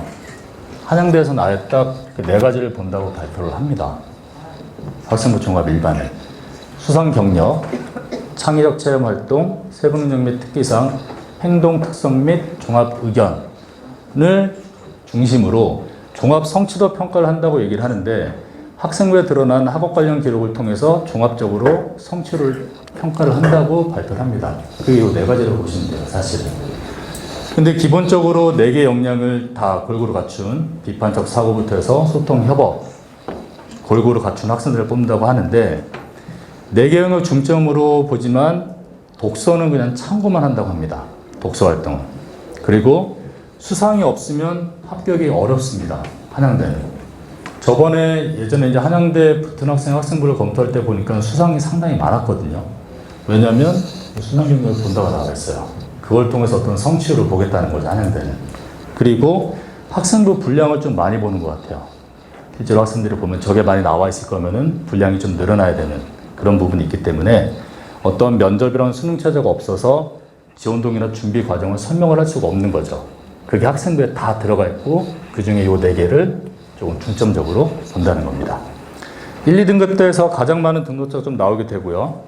인문계는 2등급 중후반, 자연계는 3등급 초반까지도 조금 지원해 볼 수가 있고 학생부 종합의 어떤 합격자 평균은 인문, 아까 말씀드린 대로 2 중후반, 자연 3 초반까지 가고요. 일반고가 한 60% 정도 되고 대신에 일반고는 1, 2등급이 거의 대부분입니다. 특목고는 3, 4등급도 합격을 하는 케이스가 발생을 하게 됩니다. 왜냐하면 교과 성적이 안 들어가 있거든요. 이 부분에 대한 특화된 애들이 분명히 있기 때문에 특목고 학생들도 3, 4등급까지도 합격을 하게 됩니다. 자, 성대, 서강, 한양 아까 말씀드렸듯이 이렇게 성대랑 서강이랑 한양대랑 같이 지원하는 경우가 발생을 할 수가 있고요. 심지어 그렇게 지원을 하는 경험도 있습니다. 학생들이랑. 그래서 다 서류 100이고 수능 체제도 없고 면접도 없다. 대신 한양대는 자소서도 없다. 그래서 애들이 그냥 쉽게 낸다. 근데 쉽게 내면 안 된다. 이 부분을 꼭 알고 계시면 되겠습니다. 자, 논술은 인문, 상경, 자연, 의대 이렇게 나눠서 인문은 상경계열은 수리논술을 보게 되고요. 자연계는 수리논술. 그 다음에 의예과가 작년부터 수리논술을 보는데 인성적인 어떤 그걸 보겠다 해서 인문논술이 한 문항이 추가가 되었죠. 작년부터요. 그래서 의대가 이렇게 진행이 되고 출결, 봉사, 행동 특성 이런 거는 그냥 지원자 대부분 만점으로 학생부 영향력은 미미합니다. 논술 동점자의 어떤 처리 수준으로 활용하게 되겠고 한양대 논술의 평균 경쟁률은 86.55대 1입니다. 작년에요. 최저가 없어요. 애들이 막 씁니다. 실질 경쟁률도 한양대는 실제 발표를 하진 않죠. 근데 다 오겠죠, 애들이. 최저가 없는데 수능 끝나고 여기만을 난 여긴 무조건 가야 돼 하면서 애들이 오기 때문에 결시율이 상당히 낮게 돼요. 수능 최저가 없는 대학들은. 그래서 최고 경쟁률은 작년에 미디어 커뮤니케이션이 194.22대 1, 정치외교가 194대 1, 의대가 311대 1의 최고 경쟁률을 찍었고요. 대신 한양대는 논술의 변별력이 상당히 강화되어서 충분한 대비가 필요한 대학 중에 하나입니다. 서강대랑 비슷하게요. 네. 한양대 입학처에서 발표한 자료를 보시면 여기 재학생들 부모님도 계시겠고 졸업생들, N수생 부모님도 계시겠지만 한번 참고해서 보세요. 제가 만든 게 아니고 입학처에서 이렇게 발표를 한 겁니다. 재학생, N수생 비율인데요. 학생부 종합전형은 여기에 모든 대학이라고 생각하시면 안 됩니다. 한양대에서 이제 학생들의 지원자 분포 풀을 보면 연두색 부분이 재학생이에요. 한양대 학생부 종합전형은 합격자들이 재학생들이 약 91% 정도 차지하고 N수생들이 합격하는 비율은 8%밖에 안 되고요. 논술 전형에 보면은 조금 역전이 되죠.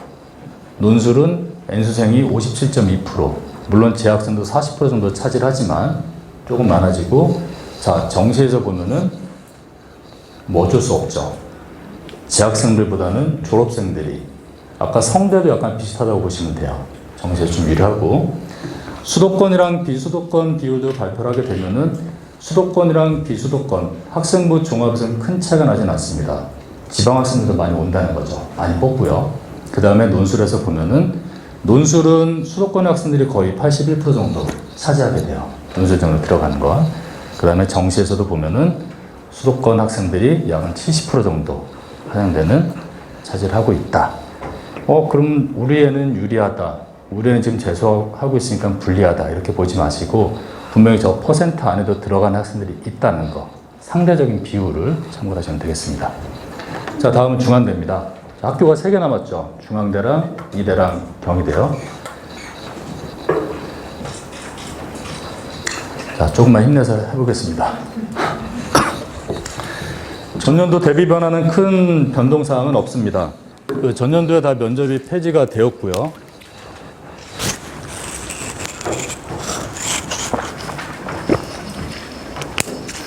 전체 모집 인원의 변화는 중앙대 같은 부분도 큰 차이가 나지는 않습니다. 대신에 학생부 교과에서 한 30명 정도 인원이 감소가 되어 있고 학교장 추천은 한 10명 정도가 늘었고요. 논술은 한 38명 정도 줄긴 했지만 여전히 논술로 선발하는 학교 중에는 최대 규모를 보이는 대학이 이제 중앙대라고 보시면 됩니다. 자, 중앙대 반영 요소는 조금 이제 복잡해지죠. 학생부 교과가 보면은 학생부 교과 전형이 있고 학교장 추천 전형이 있고요. 학생부 종합에서 보면은 뭐 펜타곤 이런 거 많이 들어보셨을 거예요. 평가 모형에서 이렇게 오각형에서 다빈치는 뭐고 탐구형은 뭐다라고 되어 있는데 그게 다 종합 전형을 의미하는 거고요. 논술은 논술 60, 학생부 교과 20, 비교과 20 이렇게 반영을 하게 됩니다. 자, 수능 체제를 보시면 중앙대를 지원할 때는 수능 자기 점수를 조금 생각을 해서 지원을 해야 되겠죠. 일단 학생부 교과는 교과치고 수능 체제가 있는 대학이 많이 없어요. 서울에서. 이화여대, 그 다음에 뭐 중앙대 이렇게만 제가 넘어갈 건데 수능 체제가 유일하게 좀 존재하게 되고요. 학교장 추천, 다벤치, 탐구는 수능 체제가 없고요. 다벤치 탐구는 작년에 면접이 다 폐지가 돼서 서류 100으로 변경이 된 그런 모집단이고 중대 논술은 수능 체제가 있습니다. 자, 학생부 교과에서 보면 수능 체제가 인문은 국어, 수학 하나, 영어, 사탐 2개, 과탐 중 세계 합이 6 이내. 저 세계 합이 6 이내가 되게 쉬울 것 같은데 의외로 충족률이 상당히 낮습니다. 추천 전형의 비교도 하나 좀 보고 넘어갈게요. 지금 중앙대를 말씀드리고 있기 때문에 지금 보면 이대랑 경희대가 보면은 고교 추천, 그 다음에 고교 연계. 자, 주의하실 게 경희대 고교 연계는 교과 전형이 아닙니다. 아까 제일 처음에 말씀드렸듯이 종합 전형이에요, 경희대는. 근데 보면 전형 방법의 차이가 보면 경희대는 서류에 대한 비중이 상당히 높은 대학이에요. 똑같은 추천, 고교라고 들어가 있지만은 학생들의 평가 요소랑 반영 비율이 다르기 때문에 추천이니까 고교 연계니까 무조건 넣어야 되겠다. 이건 상당히 좀 주의를 해야 되겠죠. 그래서 경희대 같은 부분은 졸업 예정자, 고3들만 쓸 수가 있고 세 가지 마찬가지 수능 최저는 존재하지 않습니다. 대신에 면접을 보는 데가 있고 안 보는 데가 있죠. 이대 고교 추천 같은 경우는 자기가 좀 면접에 좀 자신이 있고 그렇다면은 이대를 쓰는 친구들도 있게 되겠고 이거를 똑같이 중복해서 지원한 학생들도 더러 발생을 하게 됩니다. 자, 중앙대 학생부중학점 평가 방법은 펜타곤 그런 그림들을 많이 보셨기 때문에 딱 여기만 보시면 된다고 저는 생각을 해요. 네. 다빈치형 인재, 그 다음에 탐구형 인재 이렇게 구분이 되어 있는데 큰 틀은 인재상을 보시면 다빈치는 균형적으로 성장한 학생이라고 아예 제시가 되어 있고요. 탐구형은 해당 전공 분야에서 성장할 수 있는 탐구 역량을 갖춘 학생. 평가 모형도 구분이 되어 있죠. 다빈치는 교과, 비교과에서 균형적으로 성장, 자꾸 균형적인 부분을 상당히 많이 강조를 하는 게 다빈치형 인재고요. 탐구형은 해당 전공, 계열 분야에서 또 계열 나왔습니다. 아까 제가 서강대랑 성대 계열 학과에 대한 말씀을 드릴 때 조금 비슷한 성향이 보일 거고요. 요소별 평가 비율은 보면은 저 차이예요. 다빈치는 골고루 저 5가지를 균등하게 골고루 보겠다는 거고 탐구형은 보시면은 발전 가능성 인성보다는 탐구 역량은 통합 역량을 보겠다. 통합 역량이 뭘까요? 통합 역량은요. 예를 들어서 나는 인문계 학생인데 자연계나 예체능에서 어떤 소질이나 그런 성장된 부분을 발휘하면 그게 통합 역량이에요. 반대로 나는 자연계 학생인데 인문계열의 어떤 자기의 어떤 소질이나 성장을 좀 시켰다 하는 부분 그게 통합 역량이랍니다. 말하자면 융복합적 사고 그런 부분을 좀 강조를 하는 거죠. 그래서 합격자 평균도 보면은 다빈치는 인문이 2.5, 자연이 2.02, 탐구형은 조금 내려가요. 이유가 분명히 있겠죠. 그 이유가 밑에입니다. 다빈치는 아까 제가 말씀드린 대로 균형적으로 골고루 균등하게 어떤 학교의 어떤 교육과정 내 학업이랑 교내 다양한 활동을 다 본다고 했잖아요. 그러다 보니까 일반고 학생들에게 조금 적합한 그런 전형이라고 생각하시면 되겠고 탐구형은 전공, 계열, 해당 전공 분야에서 이런 부분이 나오는 걸 보면은 상대적으로 외고, 자사고, 특히 외고가 보면 32% 정도 학생들이 차지하는 걸 보면은 일반고랑 좀 외고, 특목고 차이가 이런 데서 좀 차이가 나는구나. 같은 종합을 쓰더라도 내가 어떤 전형이 맞는지 어느 정도 구분을 해서 중복으로 지원하는 학생들도 있지만 또 다른 대학이랑 모집단을 놓고 보면은 구분해서 지원하는 경우도 많습니다. 자, 과학고도 보면 약 10% 정도가 돼요. 탐구형은. 대신에 다빈치는 일반고가 거의 75.4% 정도 비율을 차지하고 있습니다. 중앙대도 마찬가지고 다빈치랑 탐구형 인재 동시에 중복 지원이 가능합니다. 똑같이 지원 가능해요. 그러니까 아까 생각해 보시면 서강대, 성대, 중앙대 다 같이 지원하는 경우도 발생할 수가 있죠. 딱 그 학교만을 가기 위한 목표를 가진 학생이라면 지원하게 되는 경우도 있습니다. 근데 보통 중앙대는 난 정시까지는 안 가. 수시에서 끝내야 되겠다. 특히 서류만으로 다 끝나기 때문에 서류의 영향력이 상당히 좀 절대적이라고 보시면 됩니다. 공통점이 계속 나오고 있는 그런 대학을 좀 눈치를 챌 수 있을 겁니다. 자, 중앙대 이제 논술인데 중앙대도 경영 경제 쪽 부분은 수리 논술이 인문계에서 추가가 되고요. 자연계는 수리 논술에 과학 논술이 마찬가지 물, 화, 생 중에 하나 선택을 해서 학생들이 시험을 보게 되고, 자, 수능 최저가 보면은 인문계, 그 다음에 의학부, 자연 안성 이렇게 되어 있는데, 제가 제일 처음에 봤던 학생부 교과랑 수능 최저는 거의 동일하다고 보시면 돼요. 그래서 인문계는 국수영탐 중 세계합이 6이네, 자연계는 국수영탐 중 세계합이 6, 그 다음에 자연계는 안성은 2개 합이 5 이렇게 됩니다. 수능 최저학력기준 충족률은 논술 중앙대도 보면은 20학년도에 평균 경쟁률이 50대 1이었어요. 근데 정말 50대 1이었느냐? 아니더라고요. 중앙대에서 발표한 자료인데요. 평균입니다. 인문에서 보면 최초 경쟁률이 50.8대 1이었어요. 근데 수능 최저를 충족을 하고 시험 보러 온 애들의 실질 경쟁률을 따져보니까 자, 11.8대 1로 떨어졌고요. 그러니까 아까 말한 그런 수능 최저 충족을 상당 애들이 못 맞추는 거죠. 경영 경제 같은 부분도 36대 1이었는데 11.4대 1로 떨어졌고, 자연계는 어마어마하죠.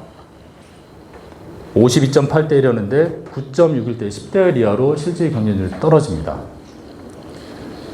밑에 보면은 이건 19학년도 자료예요. 산업보안학과가 중앙대에 있는데 33.6대 1이었는데 10대 1로 떨어졌고요. 화학신소재도 101대 1이었습니다. 근데 19.8대 1로 떨어집니다. 간호학과 자연은 더하죠. 23대 1이었는데 2.8대 1밖에 안 됐어요. 3대 1이 채 안 됐습니다. 중대 자연은. 재수생들이 많이 가요. 자연계를 진짜 희망하는 학생들은 간호학과를 수능 최저가 좀 되고 수능 대비가 되어 있으면은 중대를 많이 쓰기도 합니다. 동물생명공학이랑 식품영양도 12대 1, 3대 1, 2.5대 1로 떨어졌는데 저 모집 단위는 안성 캠퍼스에 있는 그런 대학입니다. 자, 이제 이대에 보시면은 이제 2개 남았습니다. 자, 이대는 교과, 종합, 논술 이렇게 진행이 되고요. 전년도 대비 변화는 명칭의 변화는 없고요. 수능 최저가 바뀌었습니다. 이대가 완화됐어요. 강화된 게 아니라 완화됐는데 전체 모집 단위가 완화가 된 게 아니라 인문이랑 스크랜튼 인문에서만 완화가 됐습니다. 작년까지 보면은 똑같아요. 3개합 5였는데 결론적으로 보면은 3개합 6, 그 다음에 3개합 4였는데 3개합 5. 자연이랑 스크랜튼 자연은 그대로 동일하다고 보시면 되겠고요. 모집 인원이 보면은 아까 제가 말씀드렸듯이 여학생들 특히 성신여대나 이화여대 논술을 뽑는 여대에서 보면 이대가 한 64명 정도 인원이 감소를 했다.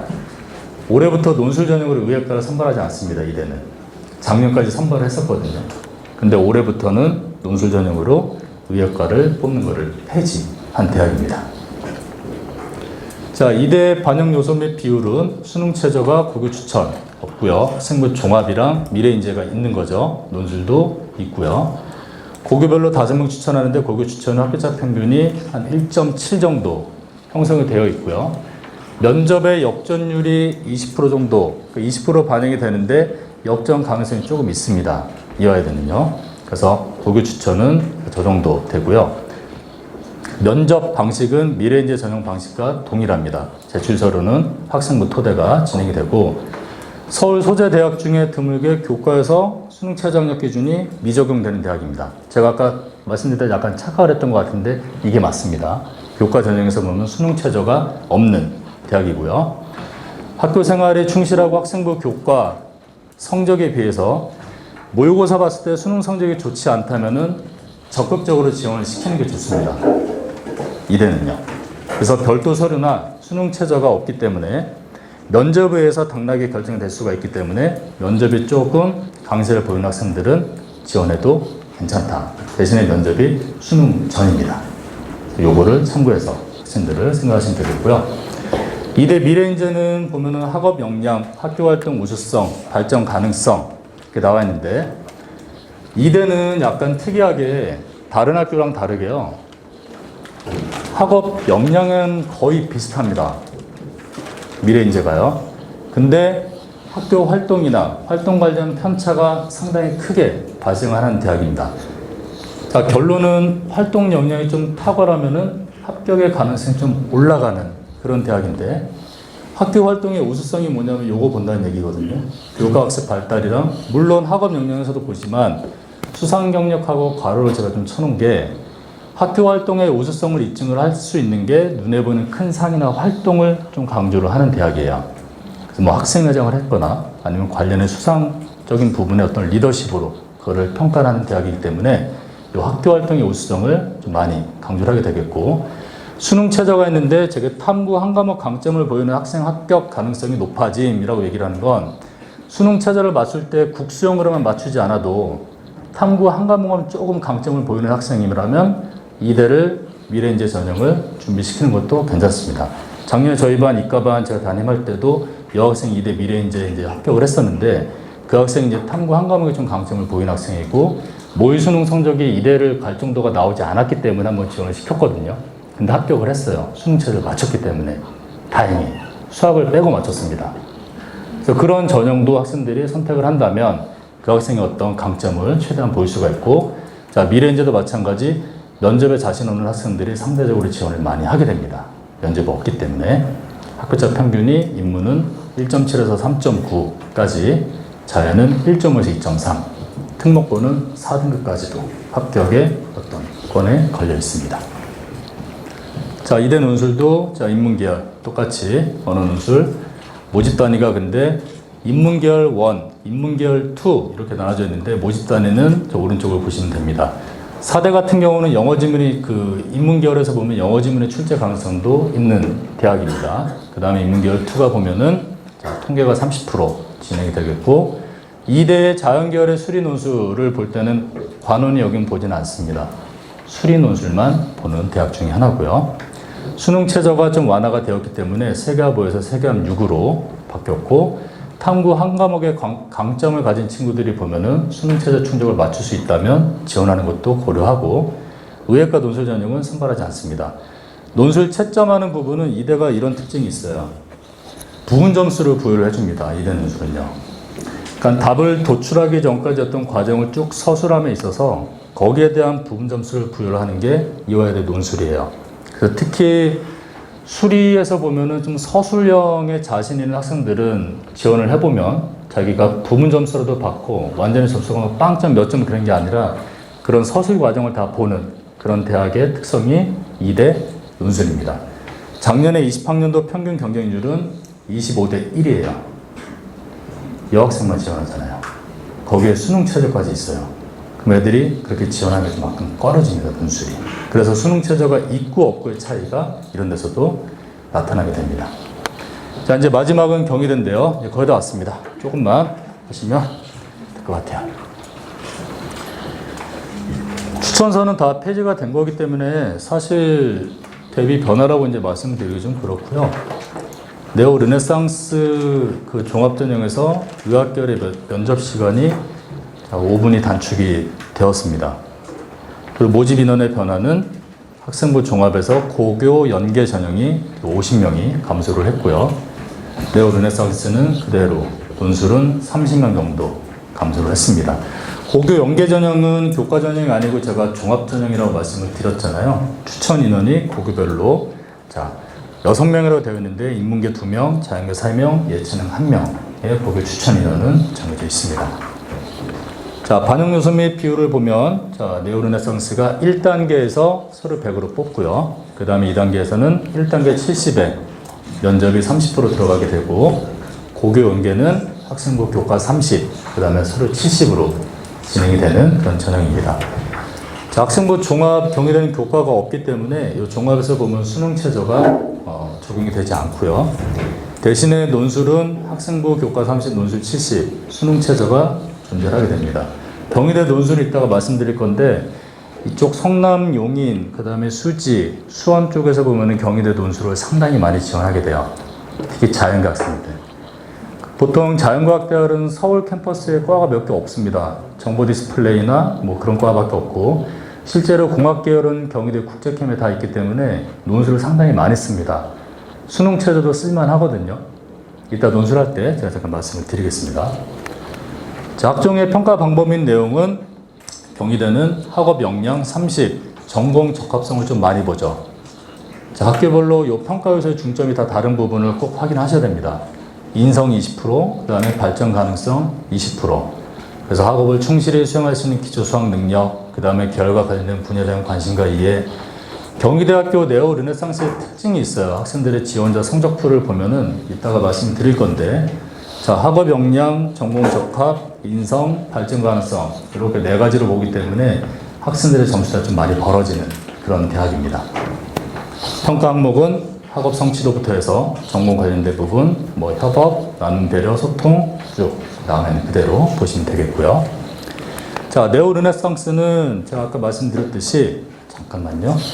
학업이랑 전공 적합성이 상당히 강하고 이게 뻔한 얘기긴 하지만 쉬운 방식의 의미보다는 좀 토론이나 탐구나 좀 발표를 활동을 통해서 성취과정 평가를 좀 중요시하게 봅니다. 경희대 네오가요. 그래서 아까 말씀드린 게 합격자 평균 성적이랑 최저 성적 간의 간격을 상당히 넓게 형성이 돼요. 학생들이 두루두루 지원하는 그런 경우에 상당히 많아집니다. 그래서 지원자 집단이 상당히 다양합니다. 경희대는 많이 뽑기도 하지만은 뭐 일반고부터 시작해서 많은 학생들의 다양한 집단이 이제 지원하기 때문에 단지 그냥 단순한 시추로 몇 점 몇이네 얘 되겠다 그렇게 해석하는 건 상당히 위험합니다. 경희대 네오는요. 그런 좀 특징이 있고 서울 합격자 평균을 보면은 인문계가 조금 의미가 있겠죠. 2.80, 자연계는 2.62, 국제 캠으로 가게 되면은 오히려 반대로 역전이 되죠.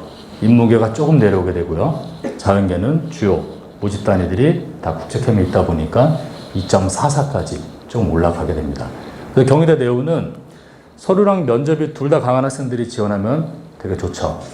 반대로 아까처럼 면접이 불리하면 면접이 없는 대학을 쓰는 게 유리하지만 경희대 네오를 쓸 학생들은 내가 좀 면접에 자신 있다.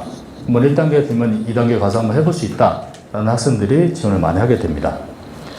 고교 연계 전형은 아까도 말씀드렸듯이 학교장 추천을 받아야 되기 때문에 경쟁률이 10대 1 이하예요. 평균 6대 1이라고 보시면 돼요. 아까 중앙대에 보면은 그 학교장 추천을 거의 비슷하죠. 12대 1 밑단으로 좀 떨어지는, 왜냐하면 지원자 풀이 제한이 되기 때문에 안 그래도 경쟁률은 조금 떨어지게 되고요. 대신에 경희대도 보면 지방의 일반고가 많이 지원하고 그 학생들이 2등급 밑단으로 내려가진 않습니다. 상당히 내신 성적대가 좋게 형성이 되어 있고 서울 합격자 평균을 보시면 네오랑 딱 차이가 나게 될 거예요.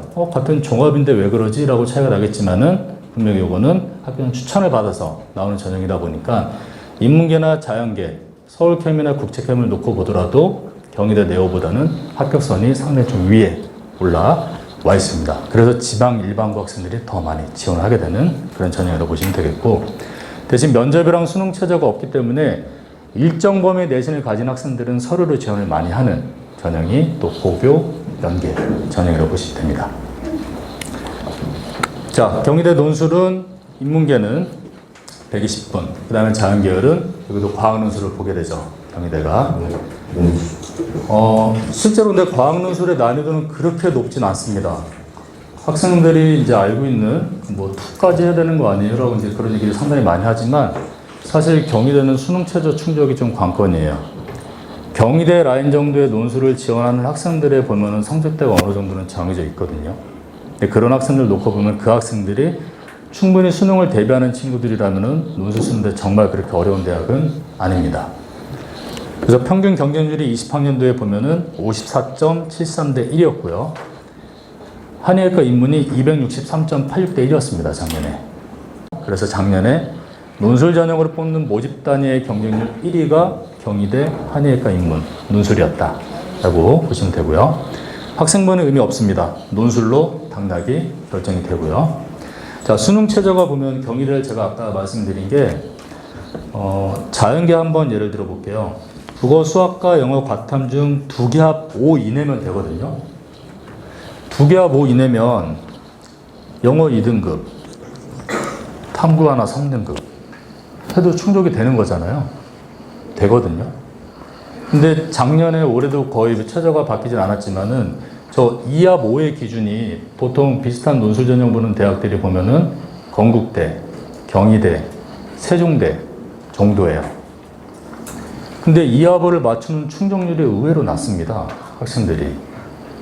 그러니까 보통 학생들이 이렇게 판단하게 되죠. 이하 뭐야? 라고 하면 영어 절대평가니까 영어를 뭐 한 3까지만 맞추고 탐구 하나를 국어랑 수학에서 맞출 생각을 안 하잖아요, 애들이. 탐구에서 뭐 하나 정도 맞춰서 맞추면 될 것 같은데 라고 그것만 공부를 하게 되거든요. 상당히 위험합니다. 특히 재학생들이요. 재수하는 N수생 애들 얘기를 해서 좀 그렇지만 그 학생들 한 명 경험이 있고 여기서 수능 대비를 하고 있기 때문에 학생들이 보통 보면 그렇게 생각은 끝나가면 할 수는 있겠지만 처음부터 하지는 않거든요.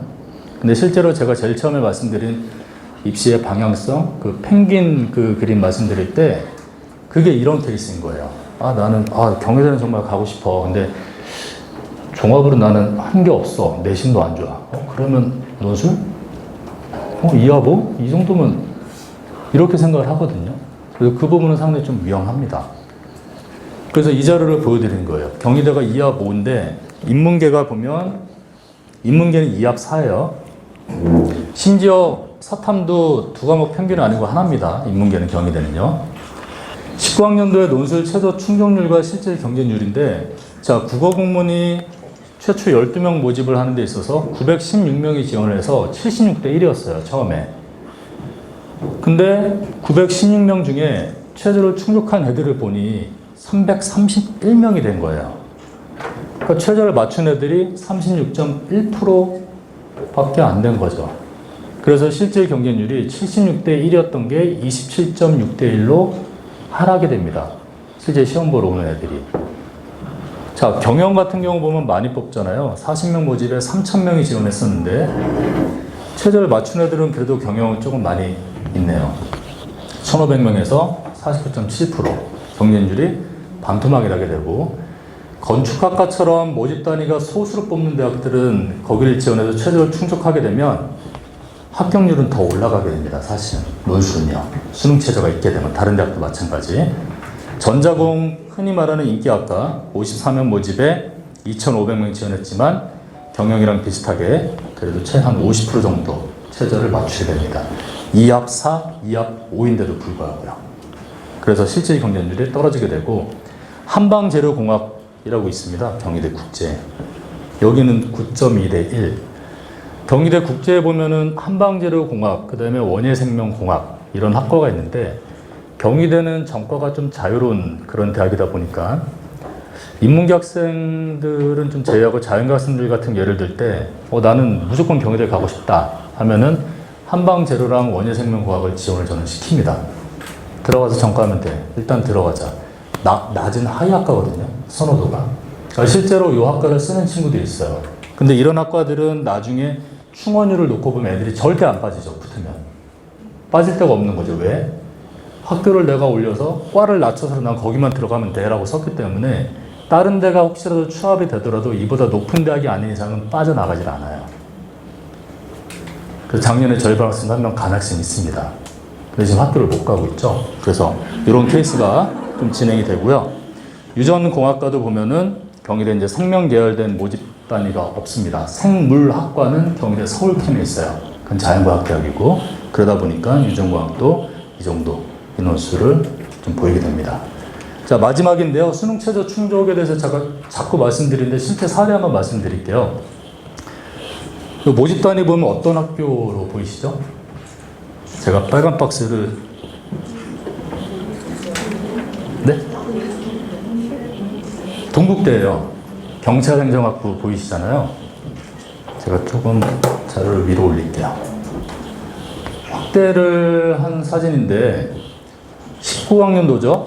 그러니까 작년, 재작년에 이제 저희 반 학생이었던 사례입니다. 이게 지금 보면은 2018, 2019인데 제가 확대를 해서 보여드린 건데요.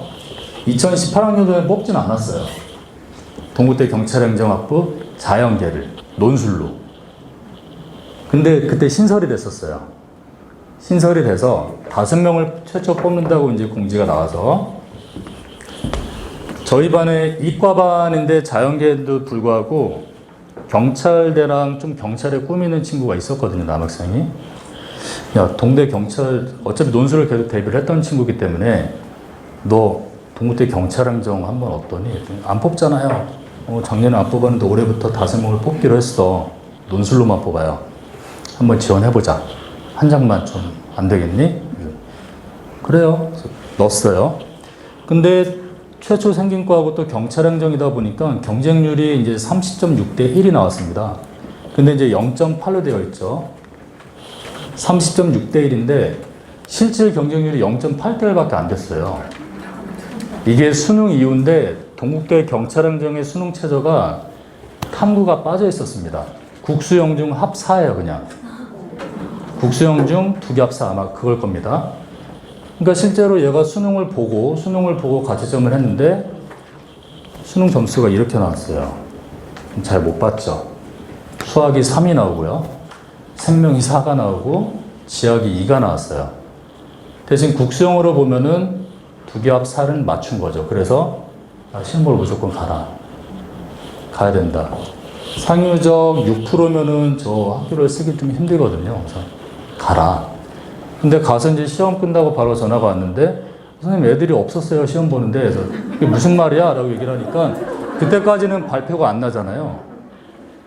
그때 국어 제일 어렸을 때 그때거든요. 그 시험을 4명이서 본 거예요.